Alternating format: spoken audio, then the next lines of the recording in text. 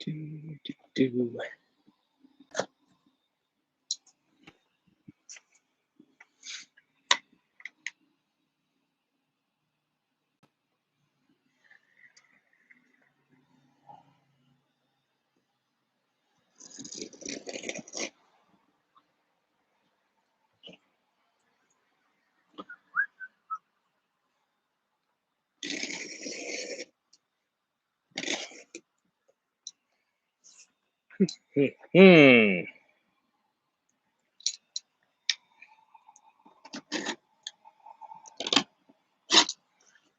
All right, who's watching right now? We got one person watching, two people watching.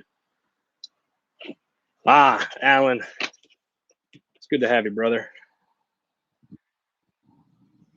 I thought I could get ahead of the game a little bit, and hi, Sean.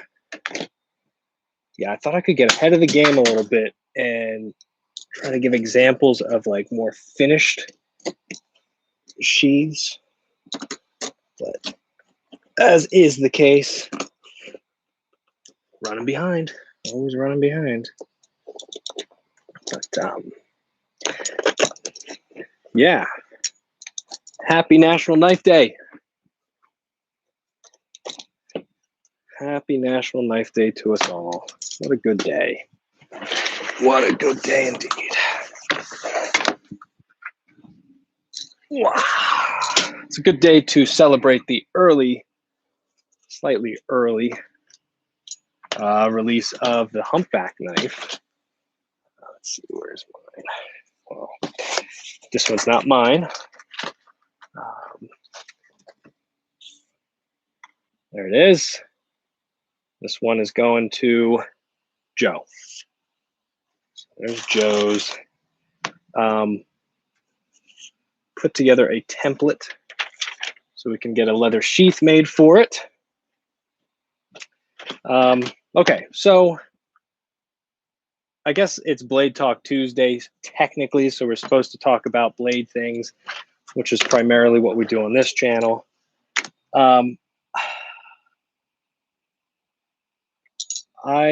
In the last episode, worked on cleaning up this knife.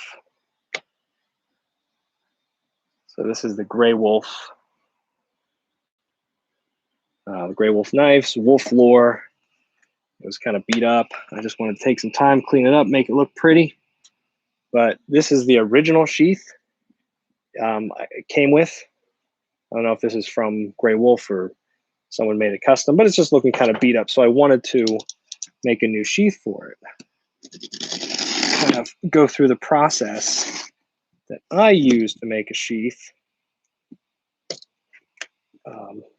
Just because it's taken me years and years of research and experimentation and such. And I really would like to save anybody else that same trouble in making leather sheaths of their own if they decided to go that route, you know, since it doesn't have to be that challenging. It doesn't have to be that difficult, but there are some tricks to it. Grey Wolf, you can tell. So this is cool. So I have my fancy DSLR set up as my webcam. I figured out how to do that using a YouTube video. So I have my computer right here. So it's kind of cool. I get to actually like have the camera further away. It does a better video quality, and I can like zoom in and zoom out and stuff like that. Audio is running off these headphones because that doesn't, I don't think it does that. So hopefully you can hear me okay. It's going to be a long episode. Yeah, probably like 2 or 3 days. Given my track record, we'll be sitting here chatting for the next 72 hours. So hopefully you guys don't have any plans. But yeah. So the basic process of making a leather sheath is to figure out your template first. And I am going to use this one to figure out the template. This is the best way I've found. Works the best for me anyway. Get yourself a piece of paper. Alan, are you taking notes? You better be taking notes.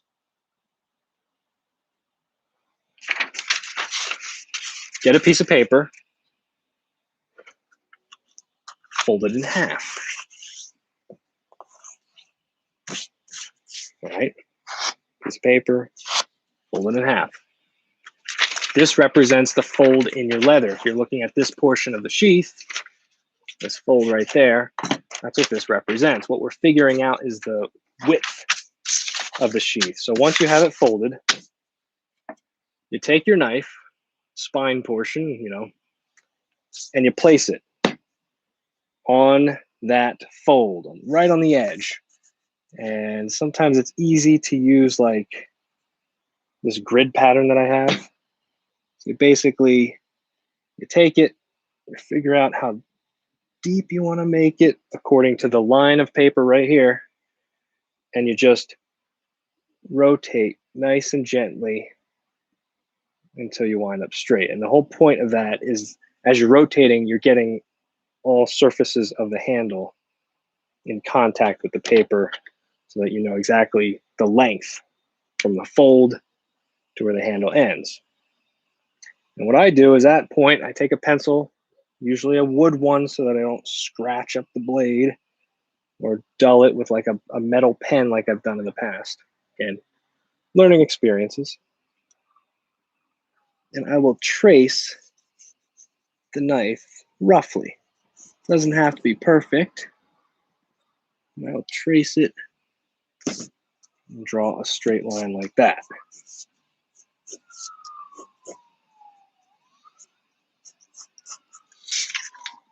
Hopefully you can see that. There's the traced line. Last time.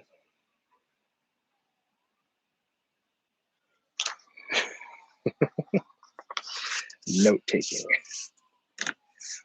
Well, lucky for you, I already made one for the Humpback. So I'll just send this your way. Anyway, then best thing to do is to find the thickest portion of your sketch, which in this case is this spot on the knife, that little guard right there. That is your broadest portion. And from that spot, you measure 3/4 of an inch. Now, I'll nerd out for a second. You got to be careful about the type of leather you pick. If it's too thick, this method won't work. What winds up happening is you have to give way extra because of the thickness of the leather. In this case, this is what's 7 to 9 ounce, flexible. It's probably close to an 1/8 inch thick if you look at it against a blade, you know, 1/8 inch thick.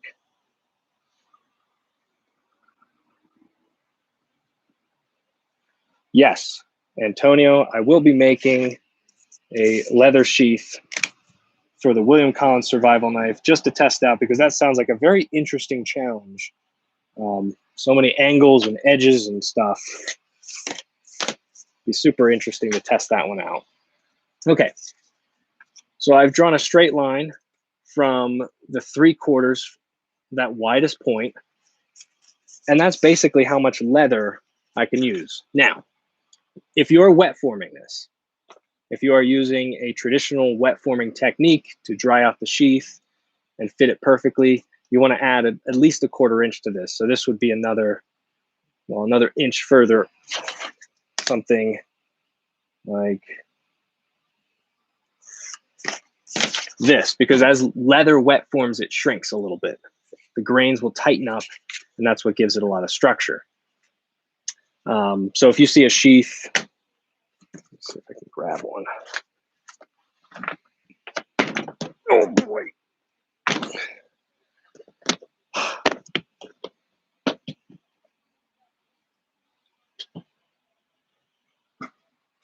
It's great to have you, all of you, whoever is out there, Freeman MJL, good to have you. Glad you could catch it.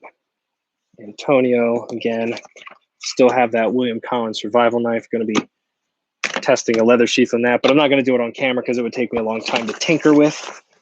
Let's see, where is it? All right, so this is a Black Feather Knives Journey. AEBL steel. This is one of his newer ones, and this is the sheath I made for it. This, I used a wet forming technique, but not the same one that I've used in the past. In the case of this one, you wet form it before you stitch it together. And what that does is it actually tightens things up in a completely different way so that it's less stiff. So in the case of this knife, where we wet formed it, or I wet formed it afterwards, and you can hear the click, that is a wet forming after, and then a beeswax coating. This is a little looser, easier to pull out. Wet forming before the stitching, and then a mink oil treatment instead. And it's actually conditioned up really nicely, in case anybody's interested. This is, so what's in the box? The box is, this is my knife box. This is where I store my collection, basically. Most of it anyway. I do have more sitting in boxes still, like the collectors and the ones that maybe are doubled up or something like that. But this is basically the official collection box. And I put a bunch of stickers from companies all over it that I've been collecting over the years, of knife makers and craftsmen and other companies like War Bonnet and Wazoo that I use their equipment. Let's see, companies that I order from. So yes, we'll break into this next week. Complete collection. It probably weighs like 25 or 30 pounds. There's like 40 some knives in there. It's insane. I don't know how that happens. That is actually not a Krispy Kreme sticker. That is a Knives Ship Free. Every once in a while, they put out these little stickers that are special, kind of, you know, like the Pepsi one and the beer, whatever this beer is. I'm not a drinker. You have the Jurassic Park. So, yes.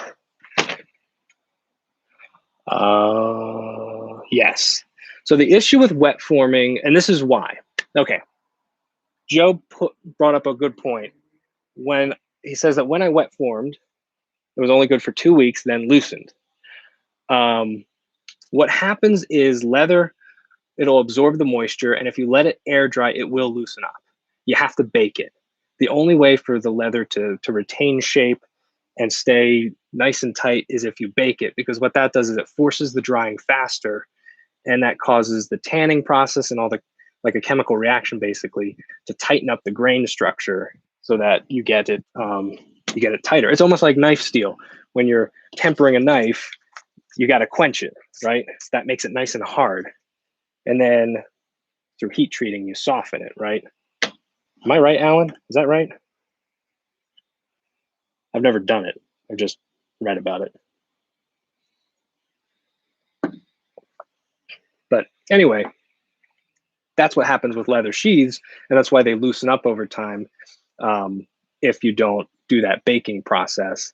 And then what you have to do is condition the leather using some kind of, I don't know, wax or something like that to give it that stiffness and rigidity, because what that'll do is it'll replace any moisture or any open grain structure. So any open air pockets that's between the grain, it'll fill those up with an oil or a wax, and that'll prevent it from absorbing any moisture, which will cause it then to loosen up again.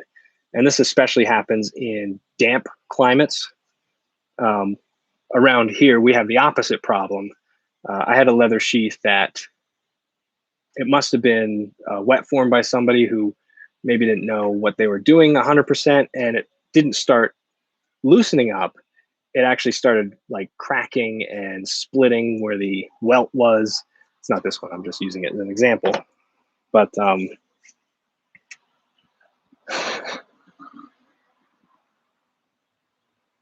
and when you bake it, this is so important. When you bake it, you want to use the lowest setting on your oven. So for me, that's 170 degrees Fahrenheit. That's even just a little too high. You probably want to try to get it to 150 degrees Fahrenheit. Any hotter and you'll actually burn the leather. And what you're doing is you're baking it, and then every hour or so you pull it out and you continue to massage the leather around the knife, around the handle to make sure it's keeping its form. So what I'll do is I'll actually, you might be able to see these little nail holes here. I'll actually staple it to a board like this so that it stays nice and straight, nice and tight, because as it dries, it'll warp. So you tape it, or not tape it, you staple it to a board like this and stick that in the oven, and that'll keep it nice and flat and straight. And as it's baking, it won't wrinkle. Can you wet and bake an older sheath? Yeah, I've done it. I've done it on like older JRE industry sheaths. The thing you have to watch out for is making sure the leather is not in poor condition. So a sheath like this that's aged, that's worn, that's got cracks, it probably needs to be conditioned a little bit first. Leather is it's a skin, you know, and just like any skin, as it ages, it'll dry out unless you keep it conditioned. So especially with older sheaths, once you wet form it and once you shape it and bake it, definitely condition that with some leather conditioner. I use mink oil, use beeswax. I've used different coatings and things like that. If you want to get into that, here is this new information. I should hope so, Alan. I want to see some like marvelous sheaths from you. Let's see. Probably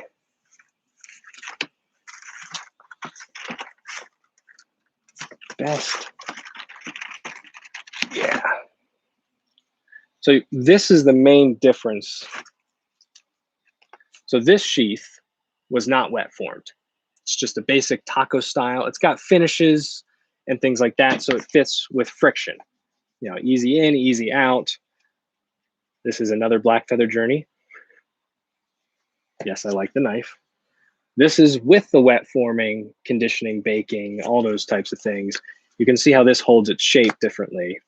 But neither of them feels like plasticky. You know, like if you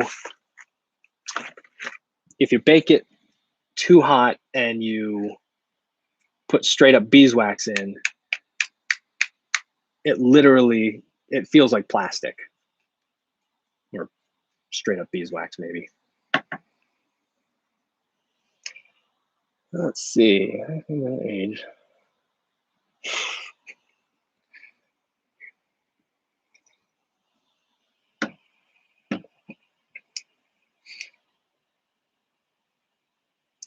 Yes, so the Freeman MJL asks if so the two different types of wet forming.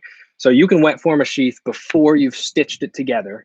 You know, if I just took this straight up piece of leather, soaked it in water, I could wet form it around the knife just fine.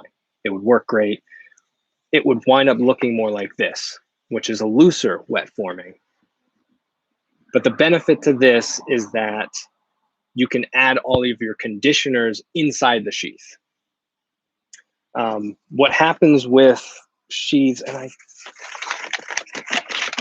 too many. There's just too many in here. What happens with sheaths like this, that you've already stitched it all together, it's all ready. and you wet form it there, it's hard to get the conditioners and the oils inside the sheath. You know, you can only get so deep in there. And that's the issue I was running into, was when I wanted to condition the interior of a sheath after wet forming, it was impossible. And what that does is it dries it out, and it won't, it won't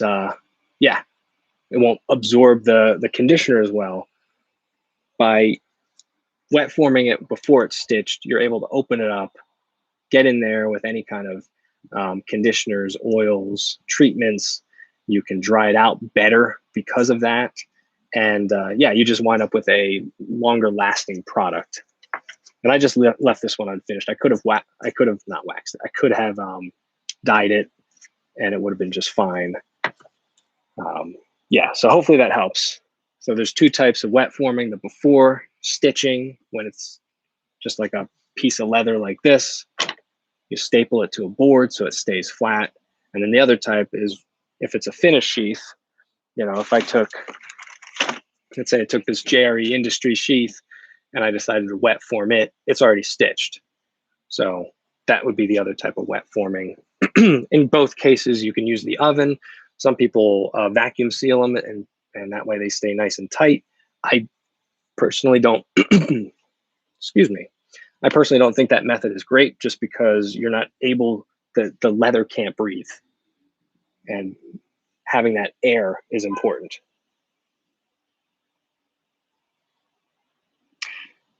Yes. I would like to make a whole like leather crafting kind of tutorial video again, because it was something that I was looking for a long time. And I've just experimented, trial and error, testing different things out, even just looking at well-made sheaths and trying to figure out how they did it. And, you know, asking questions at the different leather shops that I've been to, and emailing people. And I mean, I don't know if my method is the end all be all. I mean, I know it's not, but so far it's working. And, you know, sheaths are coming out pretty nice for completely hand tools. I don't have any machines. I don't even have a drill press. So everything is hand stitched, you know, hand punched, everything. Hand finished, hand sanded, hand burnished. I'm doing all the work. So it's not like I have, it's not like I have anything that anybody else doesn't have. As long as you got a pair of hands, you can do this too. So anyway, thank you. I appreciate all the help, or all the encouragement, because, you know, it's a lonely game, leather crafting. Lonely. Okay.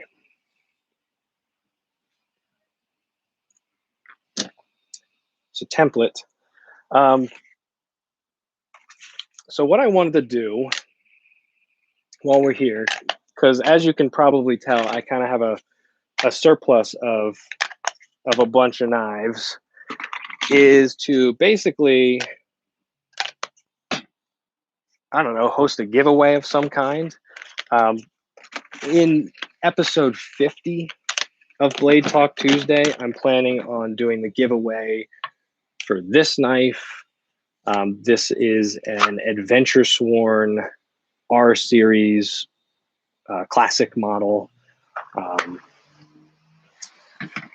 You're a dork. An Adventure Sworn R series. Oops. Anyway, so that's going to be episode 50, because it's kind of a big number, big milestone in my book. Anyway, I didn't even think I was going to get past like 20 episodes of Blade Talk Tuesday. So to be so close to 50, it's kind of insane, in my mind anyway. Anyway, so let's see. Let's clear some room. Oh, did you see that? Haiku giveaway? Heck no. That's a permanent fixture. This like just slipped out of its sheath and fell on the ground. That's fun. This right here, this is why I like making sheaths, because A lot of times factory sheaths are just not secure enough for a clumsy fool like me.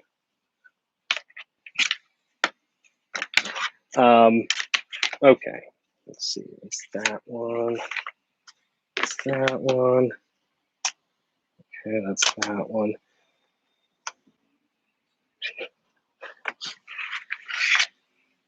So I picked up 2 different Sloyds, Joe.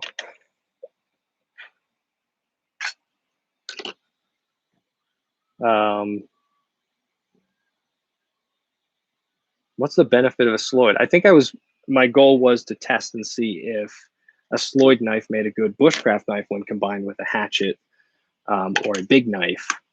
But yeah, it just didn't really take off that idea. So does someone want one? Do you want one? Because we'll do a giveaway on one of these. I don't even know what they're worth. Let's see. So I bought these 2 for a video comparing the High Q to the new companion knife. And I just prefer the High Q personally. I just think because I'm so used to it, it's just, you know, kind of what I know. So I know it's nothing like extreme or super, you know, expensive like this knife, but we're going to give them away for all the support, for all the community, for all the time we spend going back and forth in the comments. That's true. So, Alan, good point. Just take something like this, the Simple Bears Easy EDC. Super cool. That and a hatchet, and you're good. You don't really need much more if you've got a hatchet. You know, all this, don't need it. Anyway, gonna give these 2 away.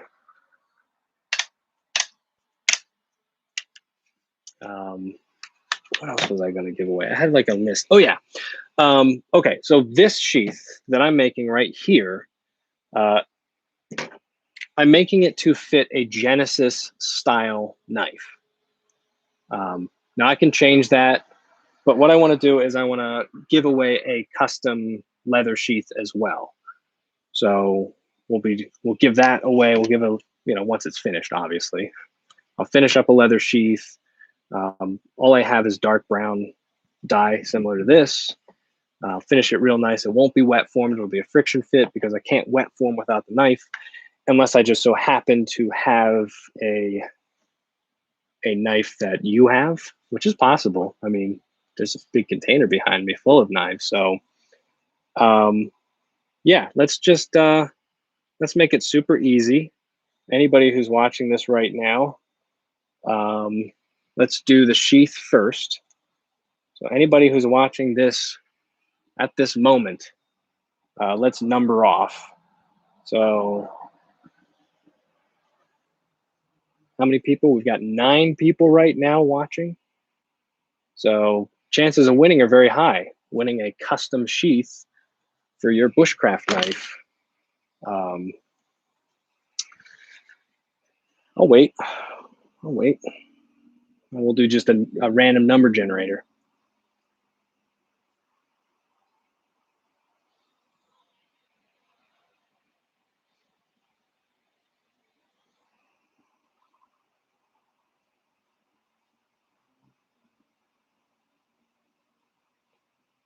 I will mention that for the 50th episode, it's going to be probably the last Blade Talk Tuesday for a while. So, Alan, what we are doing is everybody's going to number off who's watching, and we're going to give away a custom sheath. I'm going to make you a custom sheath, kind of a basic pocket type bushcraft sheath. Well, yeah, everybody wants a giveaway. I don't blame you. Sometimes I jump on things just for giveaways too. My thought is it'll fit anything between like a Genesis size and probably something like a Wolflore size. It should fit something like that just fine. It won't be this particular one. It'll be fresh and new. So Papa Bear Knives, you're number 1. Let's go. Everybody number off. Who's number 2? And I'll just do a random number generator using my phone, and that'll be the first winner. Let's see. Apparently, only Alan wants to be part of the giveaway. Oh, there we go. So, Sean, you're going to be number 3, actually. I will be honest with you. Yes, this sheath right here, this Kydex sheath is probably the best sheath I've ever made. I only bought this back from you, Joe, because I like the sheath so much, to be honest. Stupid reason to buy a knife, but hey, who cares, right? Okay. So, Kep Muck Ness Heart. Gotta pick a hard name to say. That's number 3.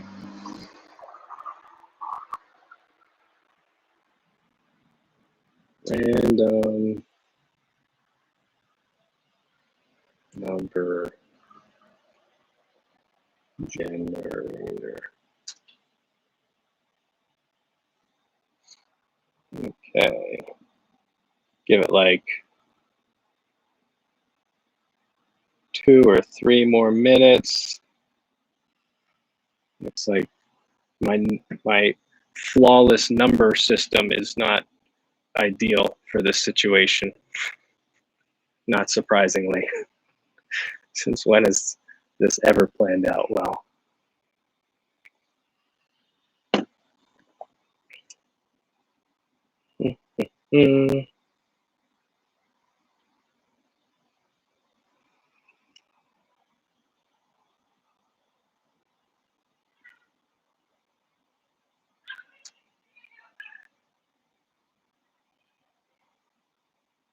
So far we've got 4 people.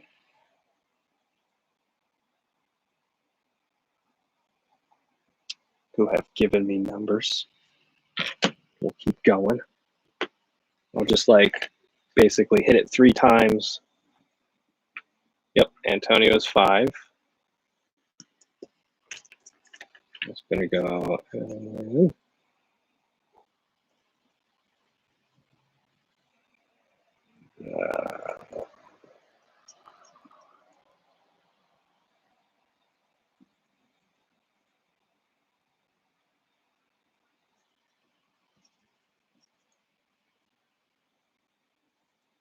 Let's see, Antonio's 5. We got 4. How do I like the William Collins survival knife? I usually don't go for knives like this. I usually prefer knives like this. And if you compare the two, but man, this thing is incredible. I mean, I thought it was really kind of peculiar with all the different like angles and shapes and stuff, but for what it is and what it's like designed for, it's exceptional. I'm like, I had an opportunity to sell it and I'm like, never mind, not leaving my hand. I don't know what I'm going to do with it, but I'm not getting rid of it. What it can't do. You want a serious answer? Okay. The serious answer. What it can't do that a normal knife, a normal bushcraft, the only thing is it's heavy. That's really my only complaint, is that like if you don't have a waist you know, it will pull your pants down. That would be the one thing. Let's see, what else can't it do? I have not tried it like butchering, gutting fish, mostly because I haven't caught any fish, but we won't talk about that. I would say that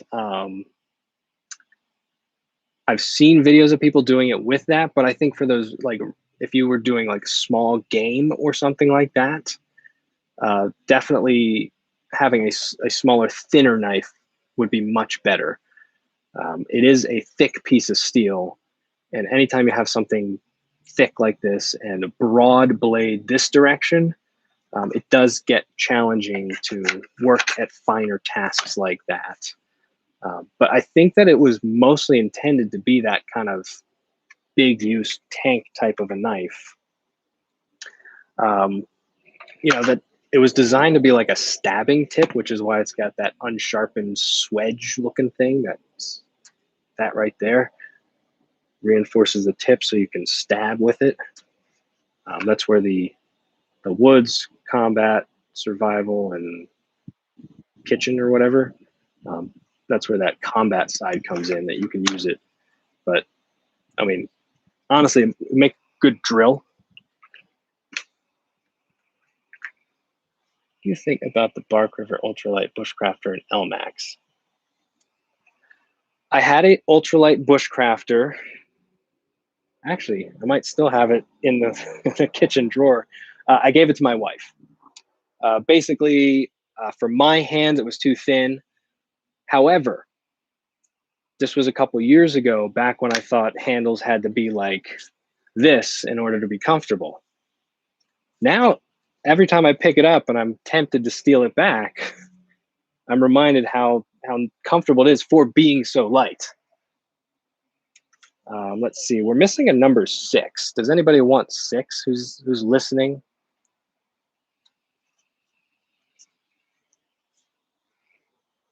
Let's see.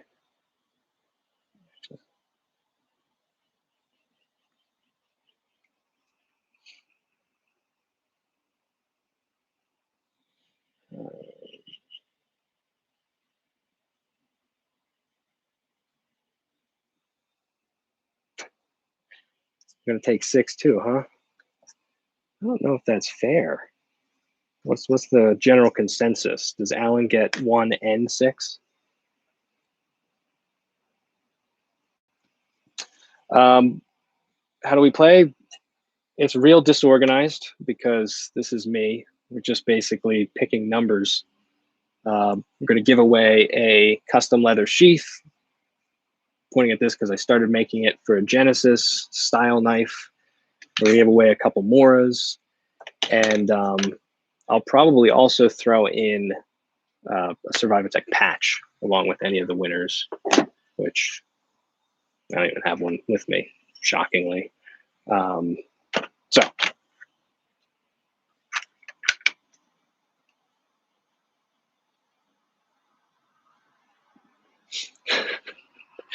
yeah, that's what I keep trying to do with my wife is like, oh, you can use one of my Moras. That's fine. You can use my Mora. But then she's like, no, I want a Bark River Aurora LT with like a white checkered, some kind of acrylic handle and your Bark River Bushcrafter. And then she started eyeing, which one did she look at? I think she was trying to snag one of my other ones that was real nice. I'm like, nope. Sorry, nope. You just using to cut open pumpkins and stuff.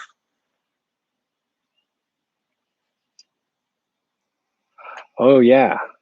I gotta order some stickers, don't I?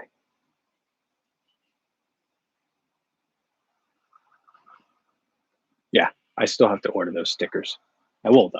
I will order those stickers, Alan. Let's see. Oh, because of the price. Yeah, it's true. Okay. All right. So we got Toshaway wants 6. 6. Okay, we've got 1 through 8 so far. Anybody out there? Anybody else? Well, there's 8 people listening. Let's see, Raquel, do you want number 9 to win a custom sheath? All right, big truck drove by. Custom sheath.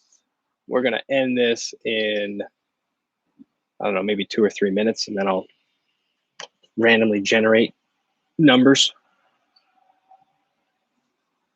Perfect. All right, we've got our 9. And those are the 9 people watching, or 10. Let's see. Who just jumped in? We got a 10th person who just jumped in, but you know what?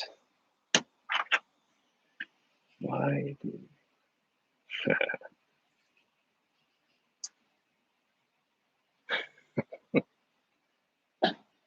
Man, it's getting real bright. So yeah, that's the downside. That's why I'm ending this soon, because the sun is going to start like dropping like this, and then it's going to be full into my eyeballs.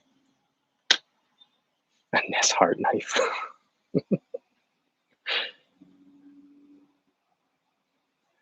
Yeah, how would that look?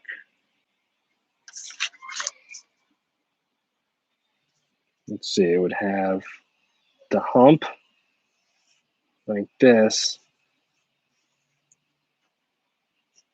And in case anybody wants to know, I'm a knife designer. I design knives so good. There's my knife design. There's the Ness heart.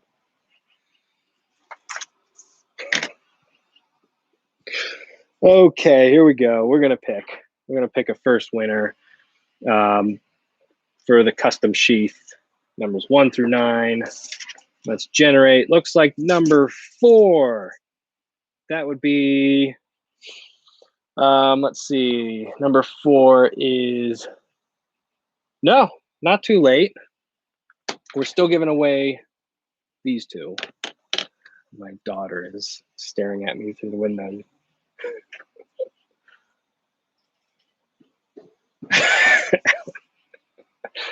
ZA Fish, I'm going to give you number 10.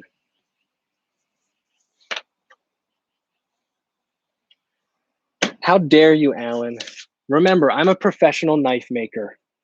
Let's not forget, I make professional knives on paper. Okay, I know, Joe. You are number 4. You are the winner of the custom sheath. So I'll just send you this piece of leather and you can finish it up, right? Because after all this talk, you know exactly how to make a sheath, right?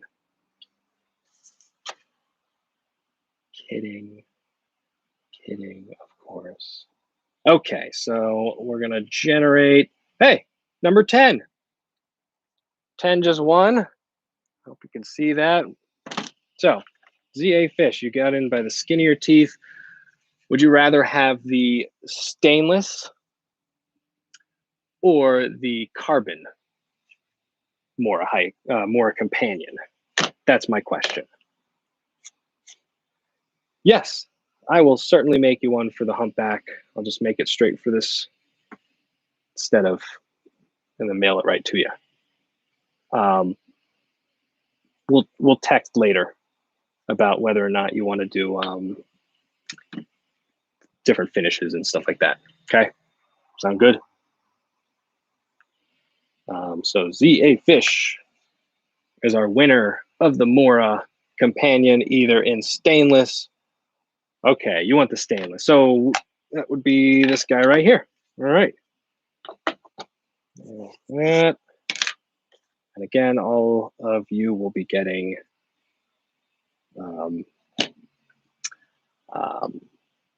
SurvivoTek patches as well. Okay, 1 through 10, we're going to generate another number. Here we go. Number 7. Who's number 7? I think that was Gigi Cabillo from France. I butchered that one because I don't speak French. Yeah, number 7. Let's see. You're welcome. Thank you for being here. I'm so glad you guys could make it. if I don't hear back from GG Cabillo, although I know I'm butchering that name, we'll basically do a giveaway to give that, or do a different one. Pick a different number. You know what I'm saying. It's going to get hot.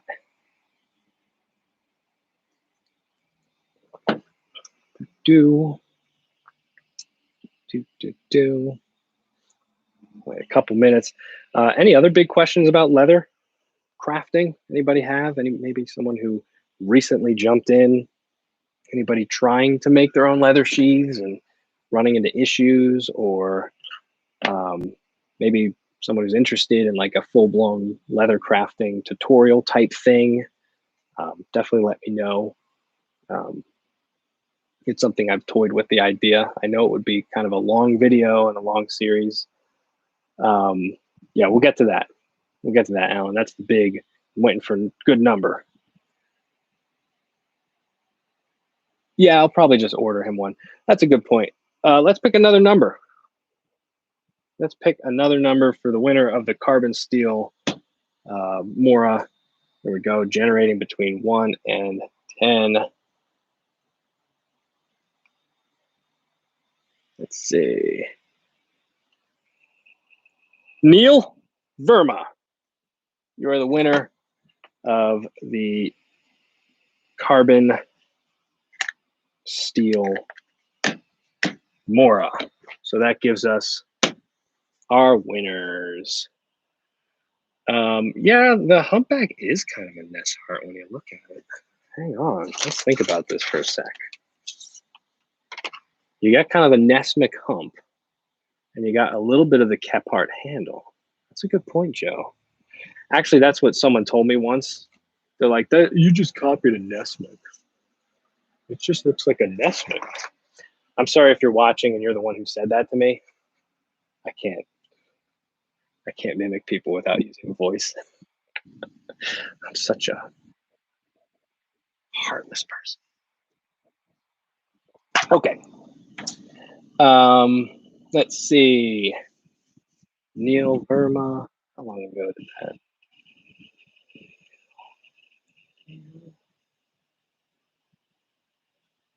Is Neil even still with us? That was quite a while.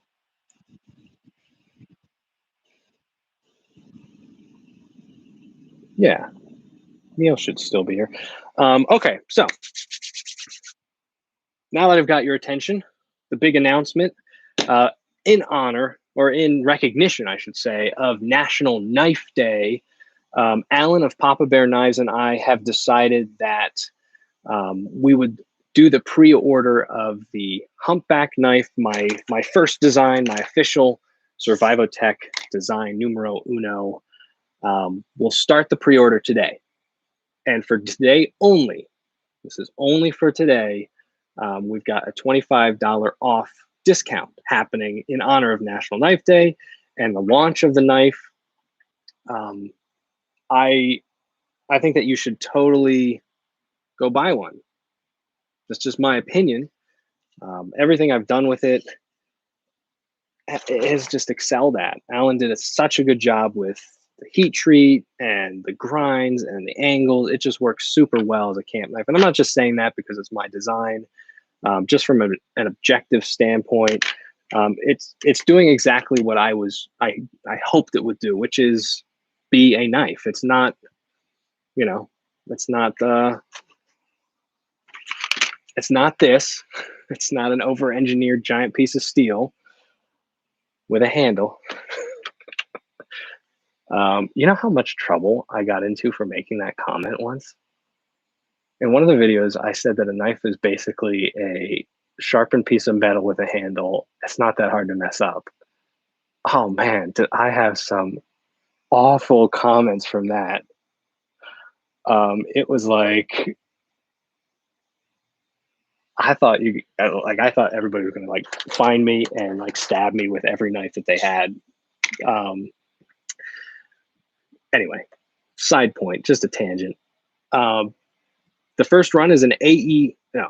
I keep wanting to say AEBL. This is an AEBL. This is an A2. A2. If you hadn't noticed, there are certain words that I struggle with. Certain phrases. One of them is A2 tool steel. And I dare you to say that 10 times fast, because it is almost impossible to say A2 tool steel without messing it up. Every time I say it, I don't know why I picked A2, just because of the name.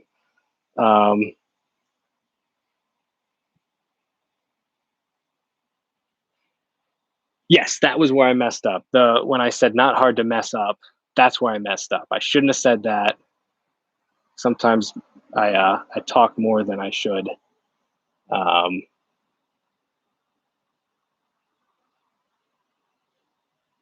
Yeah, Neil, you win. You're the winner of.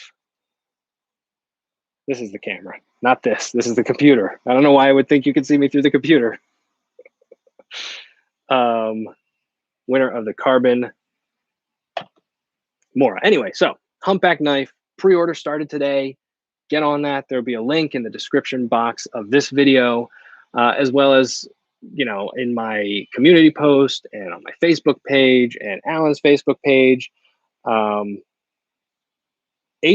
is our choice because we felt like it was a good balance between the strength and the durability, and had a slightly better corrosion resistance than the other steel we were testing, which is 8670. Is that right, Alan? 8670. Yeah, the corrosion resistance, we wanted just a little bit more. Future runs, we might do different steel, and once this pre-order ends, we might go back to the 8670 steel, because it is a phenomenal steel, and I hope it gains some popularity, because I'm starting to like it as much as 01, which is still one of my favorites, like tool steels. Maybe we'll do a run in a stainless steel. That might be kind of cool, but we haven't really talked about that too much.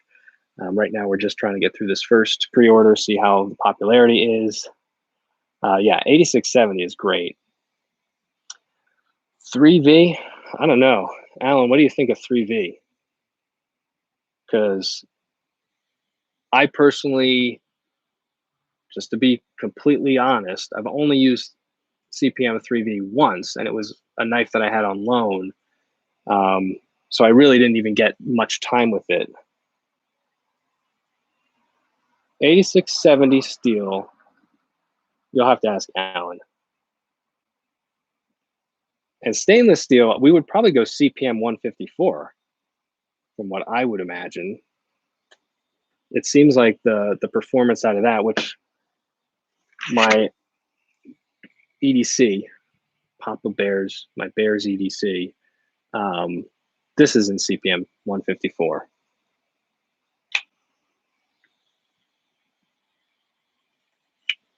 So we're going to test that out. Yeah, get on the pre-order today if you want to save $25. You get to pick a Kydex sheath, like this one here, or a leather sheath. Like, I don't even have an example because Alan hasn't made one yet. But it'll be similar to one of these, you know, type of sheaths, just kind of a pocket sheath. Get to choose between the emerald burlap with natural liners or the oatmeal with black liners, super thick, extended pommel for crushing skulls and opening up walnuts. Yeah, good stuff. Good stuff. 3V is great, but it's so expensive. There's your answer. Yeah, I would say right now our price is, normal price is $275. That's with the sheath. It's, you know, completely handmade. This is a pre-order, so each one is going to be made, you know, one at a time by one guy. So it's not like it's a ready-made order.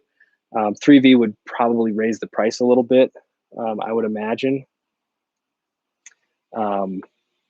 which, you know, it would depend on the popularity of the design. We would have to justify that kind of decision based upon if it kind of grew in popularity and could support that. So that's why the decision for A2. It is more expensive than 8670, which is why we had to raise the price a little bit, but it's definitely a completely fine steel. I mean, let's not forget the LT Wright Genesis, originally only an A2 steel. How many people have used that specific knife, even on the show, like alone? I've taken it through survival training. Just, it's been put through its paces. I mean, even like Bark River knives, that's like the only tool steel they're using right now, because that's the one they like the most. I think Mike Stewart said that one time. He didn't like any other tool steel except for A2. If it wasn't A2, he wasn't touching it. Even Fiddleback Forge, they're using A2. So it's a tried and true steel. And my personal opinion, all those super steels, you don't really need it. You know, get a good steel. My preference is a carbon steel. I mean, I don't even know what steel this is, but just by the way it sharpened up and the way it cleaned up, I can tell it's something like a tool steel, maybe A2, maybe 01, and you're fine. I mean, learn how to maintain your tool so that you don't need those super steels, unless of course you're breaking into cars and I don't know, jamming it into trees and climbing up, using it as a footrest.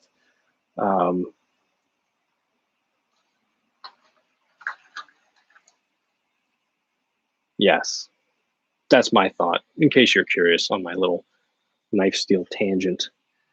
I've tried quite a bit of steel, ABL, 3V at one time, Lmax, you know, 52-100, 01, 1095, even like AUS 8 and cheap like steels like that. But, you know, it's all just learning how to maintain your knife, learning how to sharpen it. Okay, well, we're getting close to an hour. What I'd like is those of you who have won, we've got Budget Woodcraft Project. I keep wanting to call you Joe. Nobody knows Joe in the comments.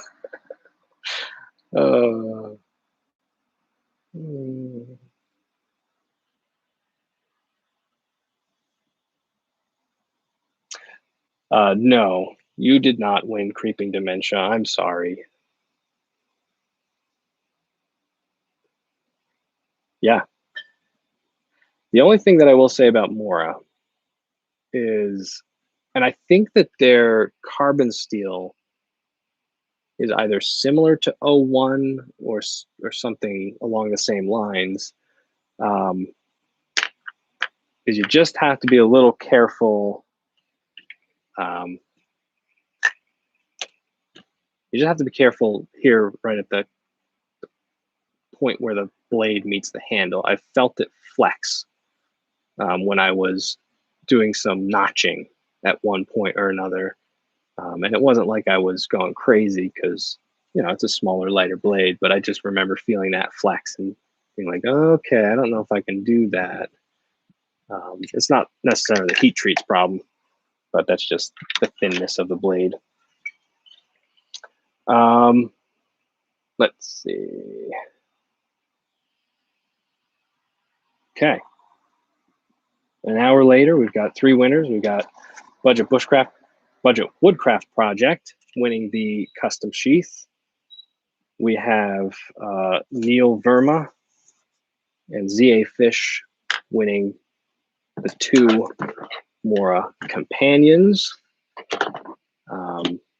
And anybody else who is part of this live, if you're sitting here watching now, email me, contact@survivotek.com, and give me your address. I'll I'll mail you a SurvivoTek patch.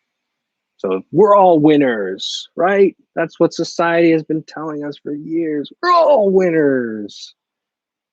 Hate that. But no, seriously, email me. contact@survivotek.com with your mailing address, and I'll get you out one of those patches if you're interested.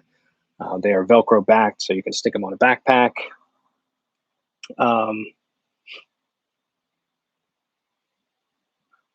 You only never win because you don't believe you are going to win.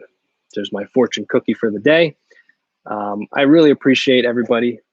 You know, this is, I love my community. What can I say? It's not me, it's you, and it's for you that I do this. Oh, a dual grind neck knife from Papa Bear.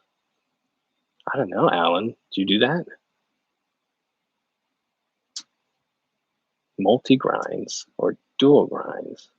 Yeah, just get me your email, or no, email me your address. I'll get these shipped out to you as soon as possible.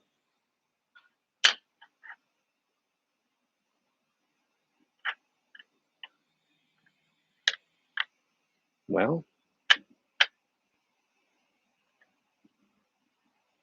the Simple Bear EDC, that's this, right? That's this guy right here. The trick with making narrow handles, speaking of words I have trouble with, it's narrower. If you need thinner handles in this direction, you got to make them thicker in this direction. So that's how you fill out the hand, because basically that's why a handle becomes uncomfortable, is it doesn't fill out the hand enough. And it works vice versa. If you make it thinner in this direction, it needs to be thicker in this direction. So that's at least what LT Wright told me one time when we were chatting on the phone. Long time ago, actually. All right. You want to borrow it? Yeah, you can borrow it. Test it out for me. I'll send it with the Humpback. As long as you send it back, that's my rule. Maybe I'll keep it on like a really long leash and yank it away. Okay, I'm gonna end it here. It's an hour, and my camera. Oh boy. Let's see. Yeah. Let's see. I don't know if you could still see me, but basically my camera just died because it's so hot out here. Let's see.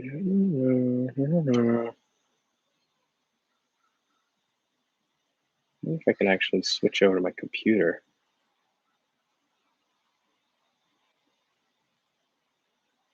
Question is, can you all still hear me? That's really what it comes. That's an interesting question.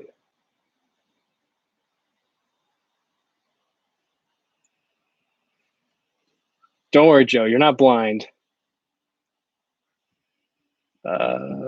It's just my camera overheated and died because it's in direct sun now. Okay, so you can still hear me. Let's see. Perfect. Yes. Email me, contact@survivotek.com. Again, that'll be in the description. Actually, I'm adding it in there right now. And my kid is banging at the window. They must want me to play. All right. Thank you all so much. You guys are awesome. You're the reason I keep doing this. So I will go ahead and close this out, and I will talk to you guys in the future. Take care.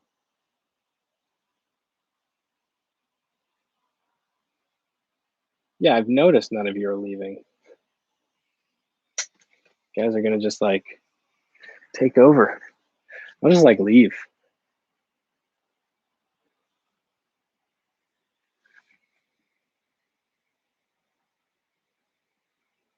Yeah, really.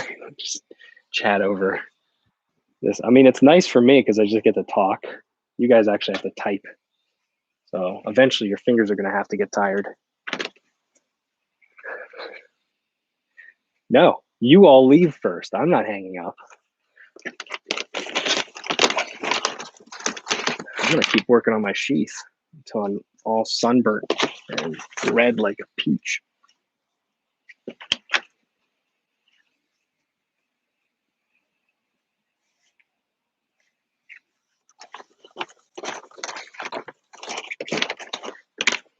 Mm.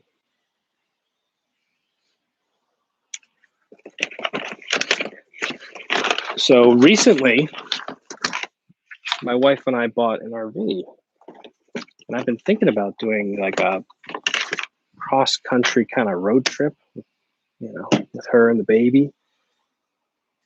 It'd be kind of cool to do like gatherings in different areas so we can meet up in person. That'd be pretty fun, I think, anyway.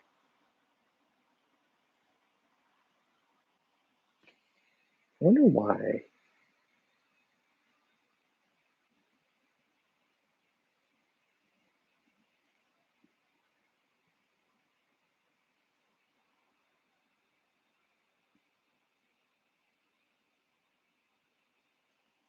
Yep, camera is dead.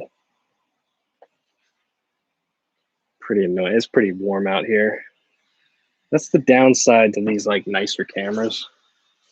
They tend to not handle the heat too well, which for an outdoor channel kind of ruins things.